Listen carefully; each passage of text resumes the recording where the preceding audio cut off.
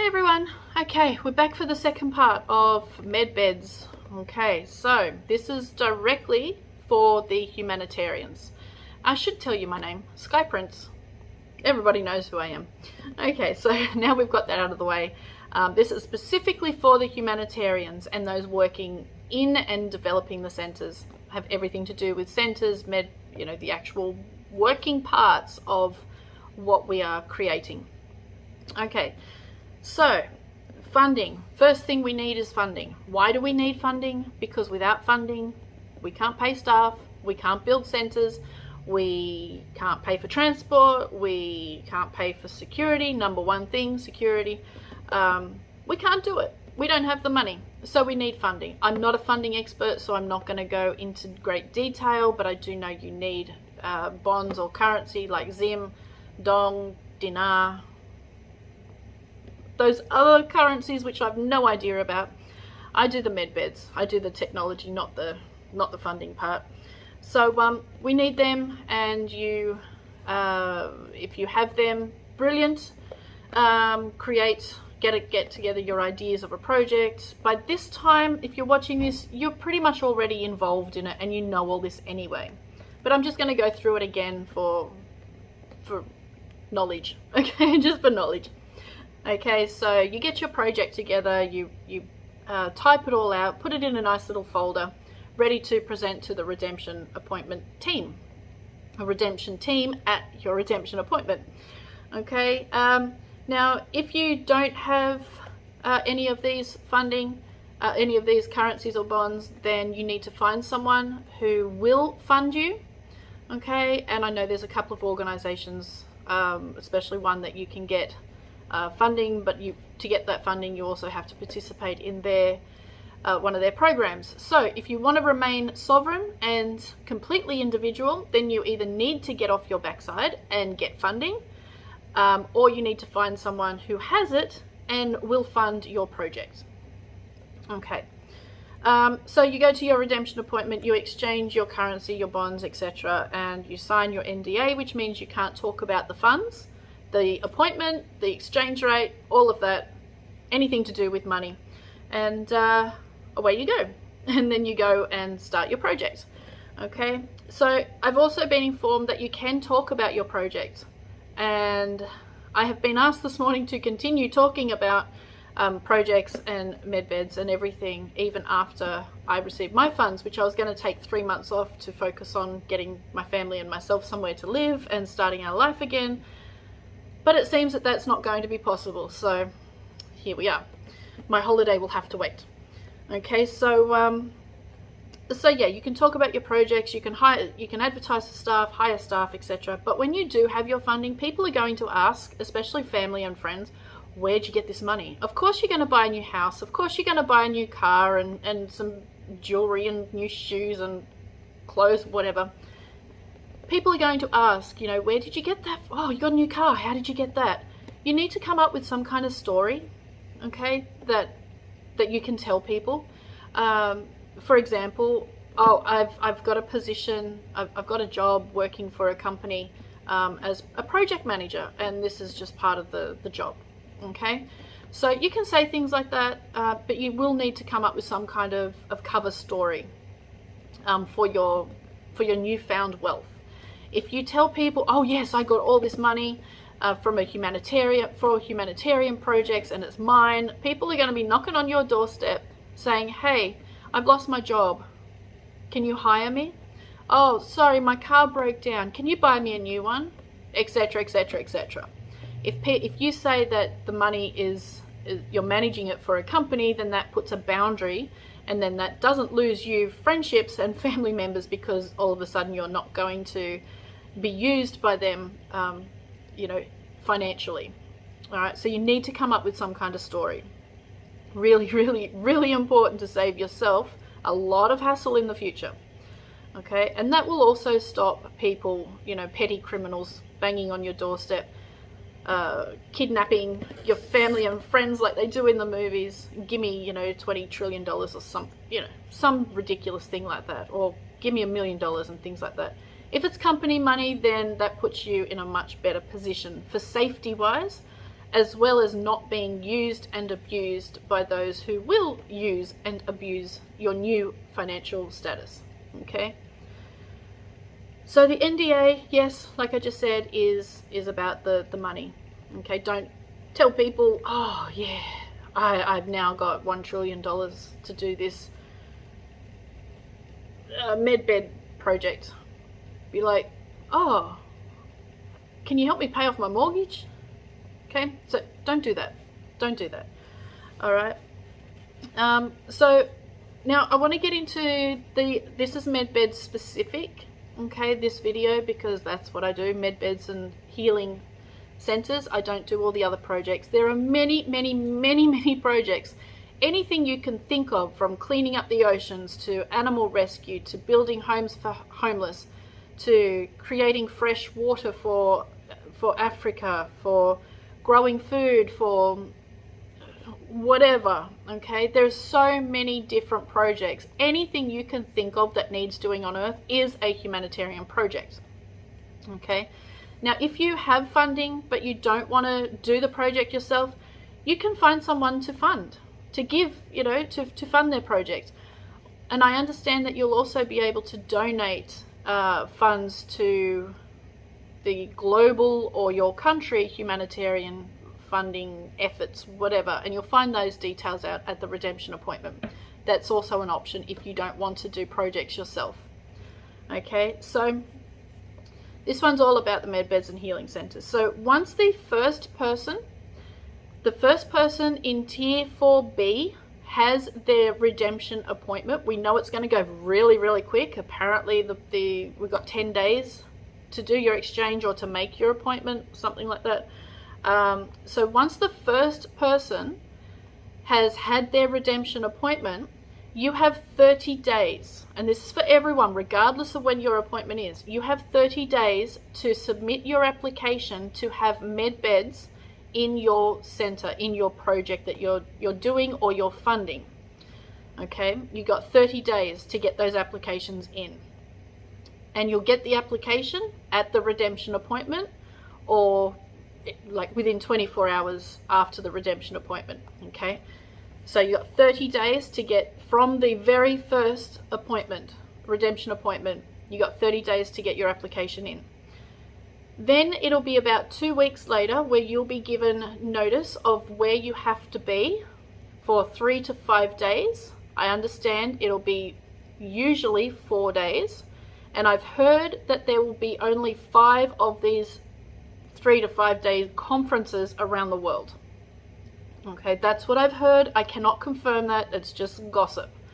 Okay, there will be room for up to like 1,000 or something people at a time. There'll be many, many more other places.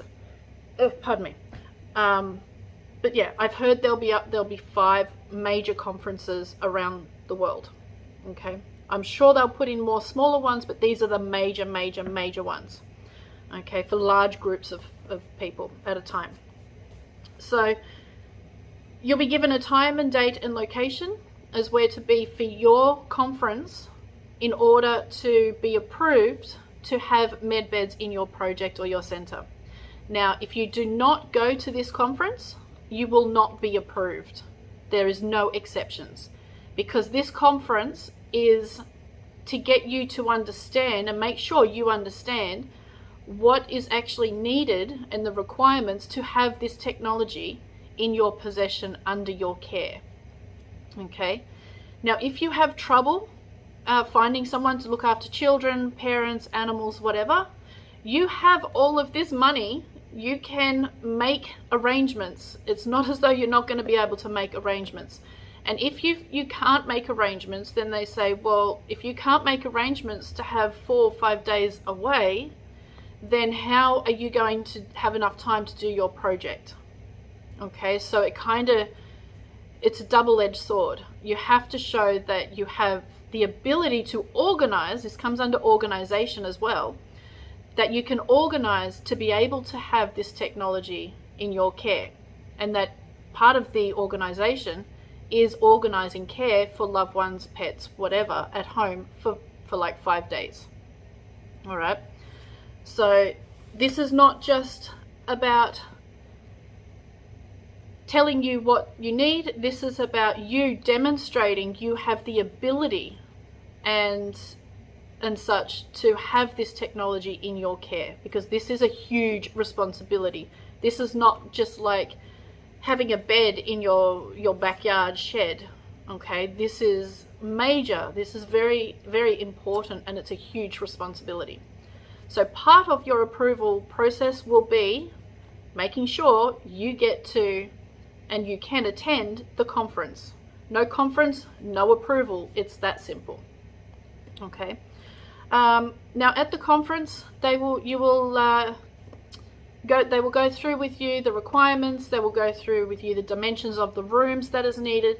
They may show you a med bed. I was told that yesterday, that they may actually show you what a med bed looks like, but not how it works. So you're not at the conference to learn how to use the med bed or to have your procedure. You're there to learn the requirements of having the technology in your care.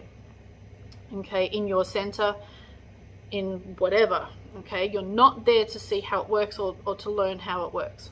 But they may show you one just so you have a guide, so you can take home with a picture guide in your mind of what's actually, what they look like and what's required. So at this conference, you'll be given everything necessary that you will need to have ready for the med beds to be installed in your center. Now, one of those requirements will be security. 100% security. Before any med bed is installed in your center, all security measures need to be implemented and security staff on site working. None of this, med beds will not be installed in your center until it is completed.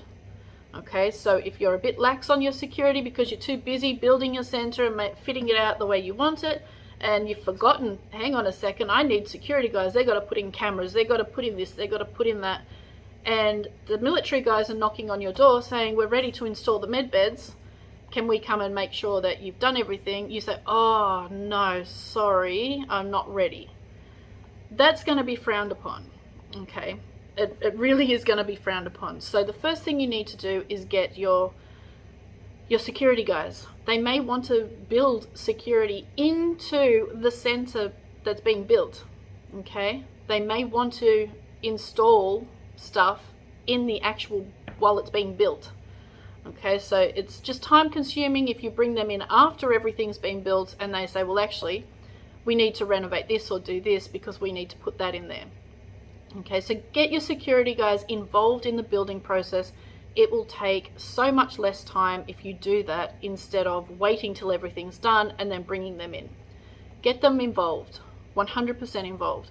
And yes, you absolutely do need security for protection of yourself, your staff, your patients, and guests. Okay, you will have, potentially, will have very desperate people who need a family member healed, knocking on your doorstep. My daughter's got cancer in her leg, she's going to die, please. Desperate people do dangerous, unpredictable things. Extremely dangerous and unpredictable things. This is what the security is for. Okay, if you're hiring ex-special forces, they know what is needed. If you're hiring security experts of secret technology, they know what is needed. Okay, now if they say we need a couple of machine guns, you're thinking, oh my God, I'm all about love and light, we're moving forward into the future. Give it to them. They're there to protect your life, okay, in a life-altering, potentially life-altering situation or deadly situation. Not everybody who's sick and who is desperate for healing is going to come and plead love and light. Some of them will come with a gun to your head, intent on killing everyone until their loved one gets in a bed. That's what these guys are for. They're there to protect and sustain life. Okay, I don't think I said that very well, but they're there to keep you alive, along with your staff and your patients. They're there to protect you. Okay, now if a situation like that does happen and someone who is desperate makes their way into the actual medbed room where someone's having their procedure, the bed will shut off completely while continuing to maintain life.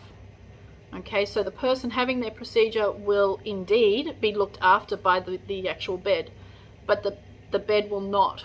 It will not pick up working again until it feels it's safe to do so. Remember, it's frequency. So yes, it can feel danger. It can pick up danger and it will shut off immediately. Okay, it will not work while there's any form of danger around.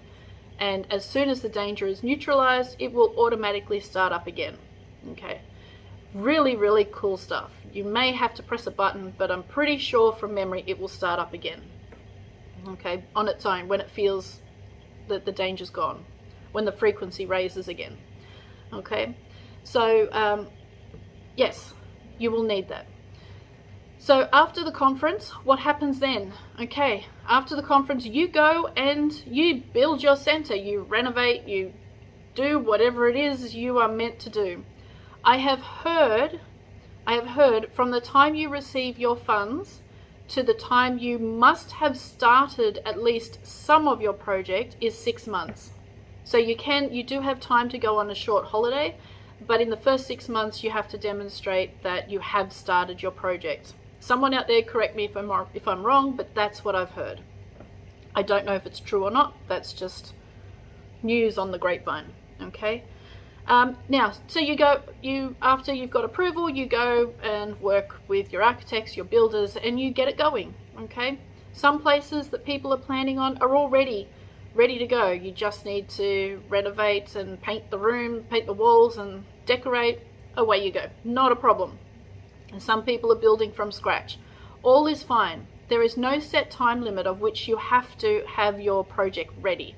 Some people will be ready in 3 months because they've bought an old hospital and they've just renovated a bit, cleaned it up a little bit, and they're ready to go.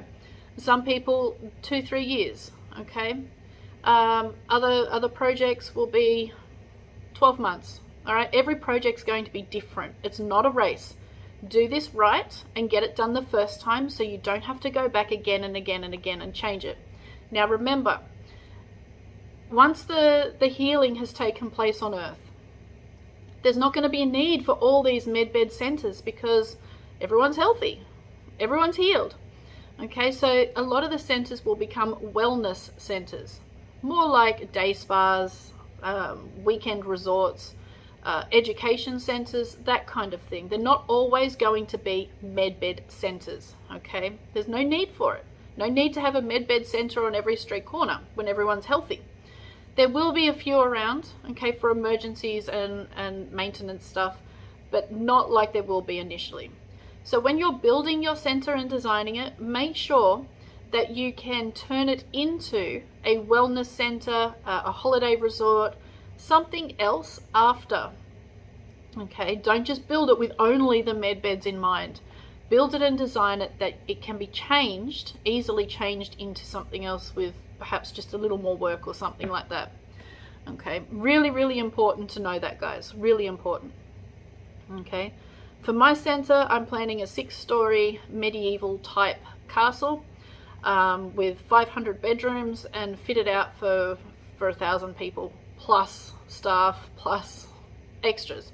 So that's going to take some time. If the Alliance helps us during the building process, that time is cut in half, I believe.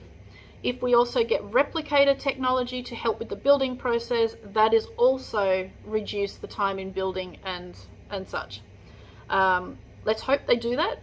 Okay, I've heard they will be doing that, especially with the larger projects, the really, really big ones, and there are some really, really big centers about to go up once they're approved. So makes mine look like a dwarf.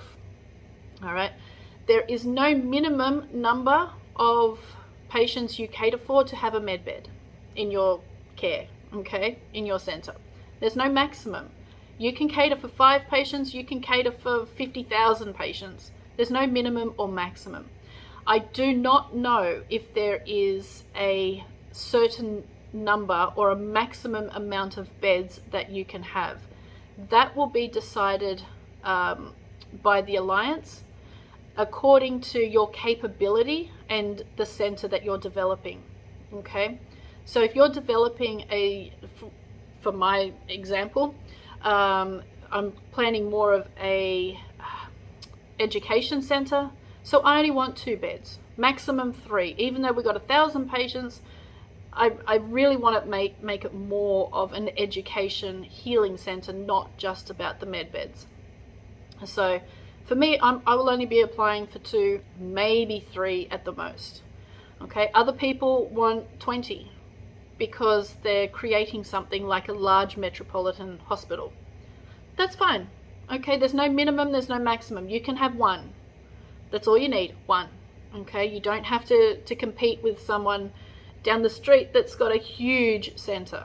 All right, it's what you want to do. It's not about what the Alliance wants you to do. It's about what you want to do, what you can handle, what you want. All right, really, really important to know that, guys, that the Alliance will not ask you to do anything. They can make suggestions, but this has to come from your heart. Absolutely from your heart. This is not a requirement. This is a passion. This is an excitement. This is from your heart. Doesn't matter the design. Doesn't matter the location. You can be mid-city. You can be out in the middle of the desert. Doesn't matter. The population can be 200 and you have a med bed and a healing center. Okay, the population can be 40 million and you only have 1 bed and a small center in the mountain. That's fine. It's what you want. Now, I know there's a bit of turf wars going on in some of the local groups. I'm building here, so you can't build there. Why don't you go over? Blah, blah, blah, blah, blah. Okay, you can have 2 centers literally side by side with a single piece of wire separating them because they offer different services. Okay, they offer different services.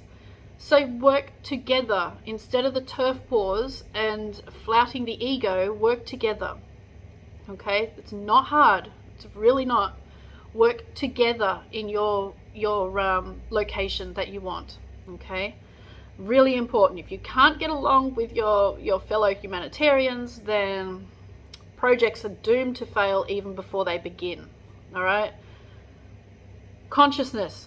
It's all about consciousness. If you can't get it together and drop the egos and work together, it's not going to be successful. It's not going to work. Okay, and then you're only hurting the people that you not only hire, but the patients and the guests that come to you, because they will feel that friction. They will feel that it's not really a safe place. It's not a place that you want to go for healing. It's a place that the air is always icy cold. All right, work together, and please, guys, drop the ego. Just drop it. All right. So you've got your center building, you're starting to hire staff, you've got all your funds, you're getting staff on the list. What happens now? Now the fun begins. Now they go for training. So I think they haven't said much to me about this particular part, but I'm going to do the best I can with the limited information I have about this. So you have hired 30 staff that want to work with the med beds. Okay, so what do? I believe, this is not confirmed, okay, I believe you submit their names to the Alliance training place, and you will get that information, okay? Once you're approved to have med beds in your center, you'll get all this information, okay? You will submit their names.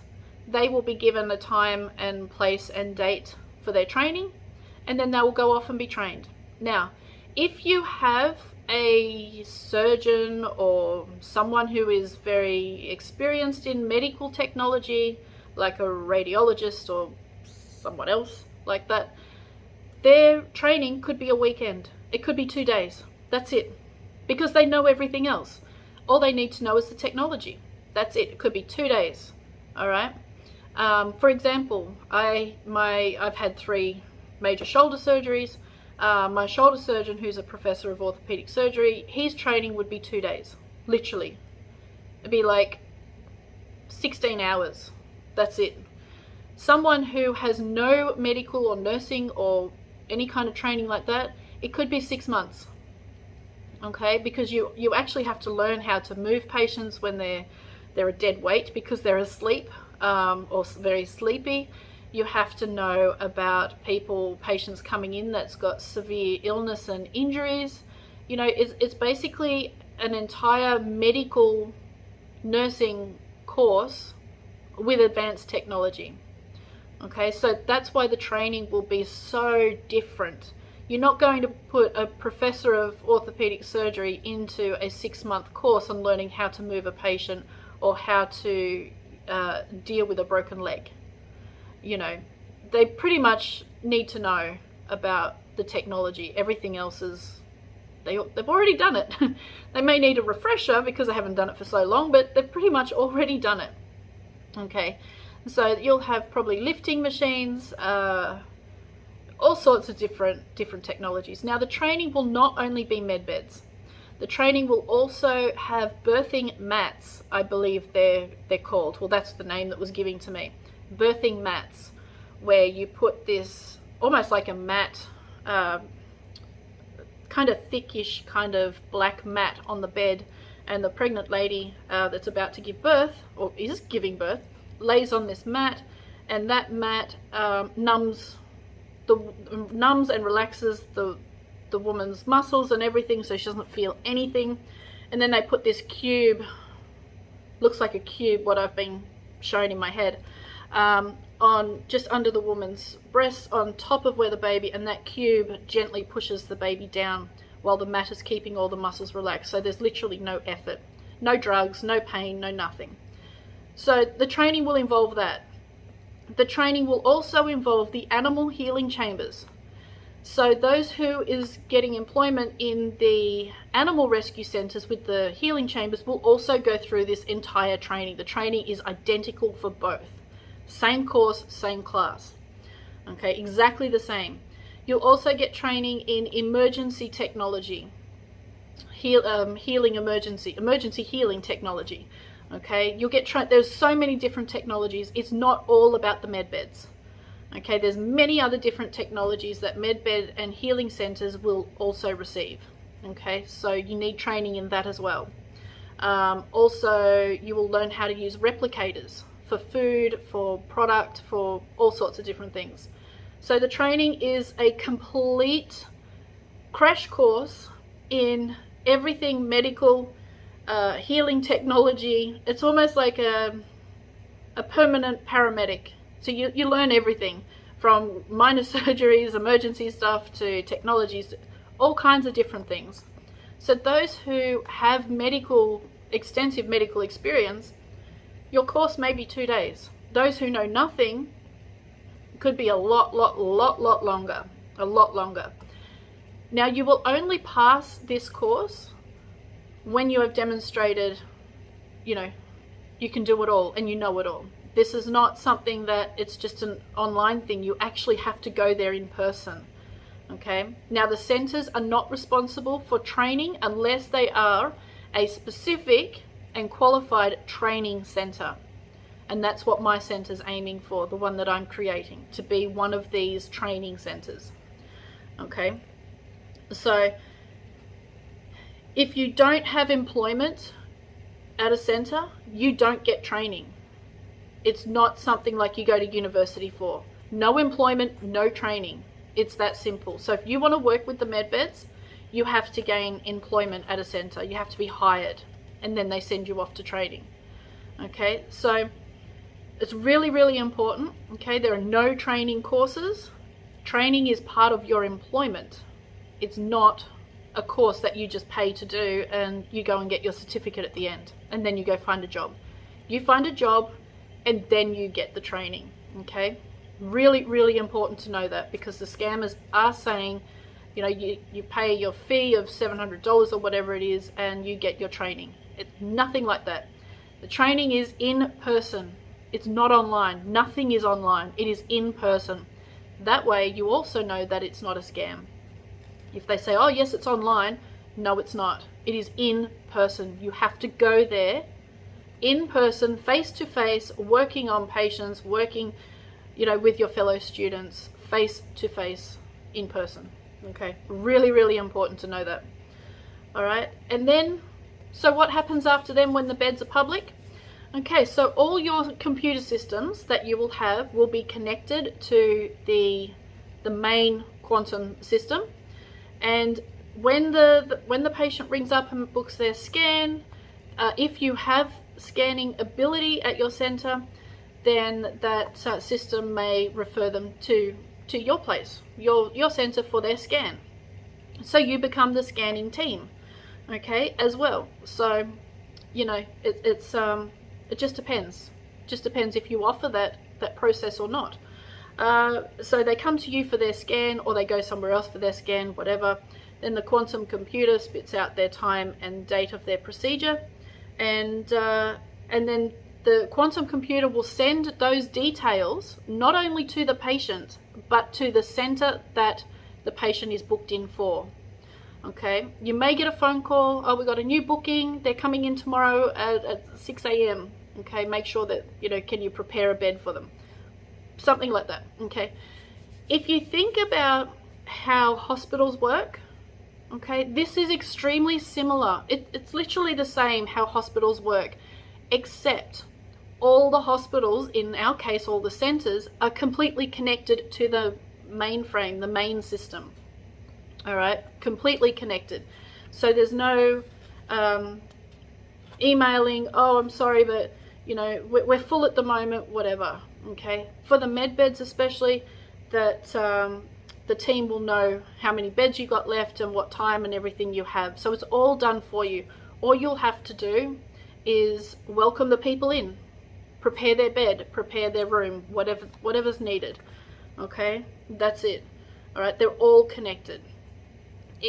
There's not going to be any med bed centers that are independent.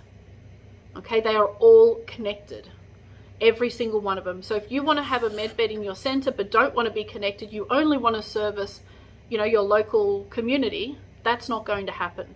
They are completely all connected, 100%. There's no independence in this one. We are a team. We are we're going forward as one, not as many different little ones, but as one. Okay, really important to know that, because I know a few people say, I don't want to be connected, I don't want to have outsiders from my community. It's like, you don't want outsiders, you're not going to have med beds. That's not the way it works. All right, really important to know that. I also am also under the understanding that the wages that your staff are paid, there will be you will receive documentation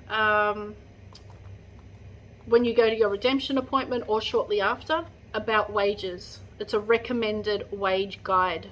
Okay, a lot of people have no idea how much they should pay people. Okay, I'm struggling. It's like, oh, I'm not sure. I've no real clue, because I'm not a money person. And humanitarians are not business people. We come from the heart, so we need assistance in this department. Okay, we've got our ideas, we've got our dreams, we've got our heart. We don't have a business mind. We don't have, you know, how to run a huge center. So we will be, or a small center for that matter, we will be getting a lot of assistance in, you know, in this regard. So I believe that we will also get a wage idea or documentation. You don't have to stick to it. You can offer your staff whatever the hell you want. It's not going to be a law.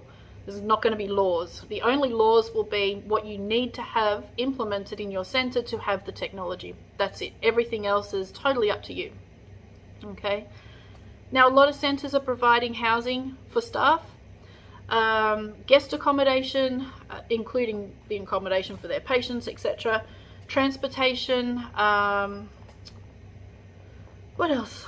Lots and lots and lots of things. Again, it depends on how you want to set your center up, to what you want to offer, and where you want to do things. I know one person is planning on having a few log cabins by a lake, I think in Colorado or Montana. Not Montana. It's by a lake and it's surrounded by like pine trees or something like that. Beautiful, beautiful, absolutely gorgeous. So, you know, it's completely up to you. Other people are having, wanting to do aeroplanes, have a few med beds in aeroplanes and fly around to regional places and things like that. Other people are wanting cruise ships, you know, to travel to islands and things with med beds. So your centre doesn't have to fit a certain thing. There's a few people wanting private islands and fly the people by small plane to the island to have their stay and everything. So there's so many different variations. The med beds are not suitable as mobile units. So in an ambulance or a truck or a bus or something, no, because you need room to move. They are not suitable for those sorts of things. But in a plane or in a cruise ship or something like that, yes, they are suitable. But a truck, a bus, an ambulance, a van, whatever, there's just not enough room. The device is quite large, and you actually need to walk around it and move patients in and move patients out and things like that. So they're not suitable as mobile devices. But there will be technology, handheld stuff, smaller stuff, that are good for emergencies, and every centre will get them. Every medbed centre will get them. Healing centre will probably get some. Without, if they don't have medbeds, they'll probably get some, but not all. But yeah, there will be mobile emergency devices for transport, for mobile units. But medbeds are not suitable for mobile use or units. Okay, I think that's it. I think I've covered pretty much everything. I did do these 2 videos ages ago, everything medbeds 1 and 2, and then I deleted my YouTube channel and everything went on it, including those videos. And so if I've left anything out, just remind me and I'll create a short video, put it all together, put all the things I've left out and do another little one. That'll be part 3.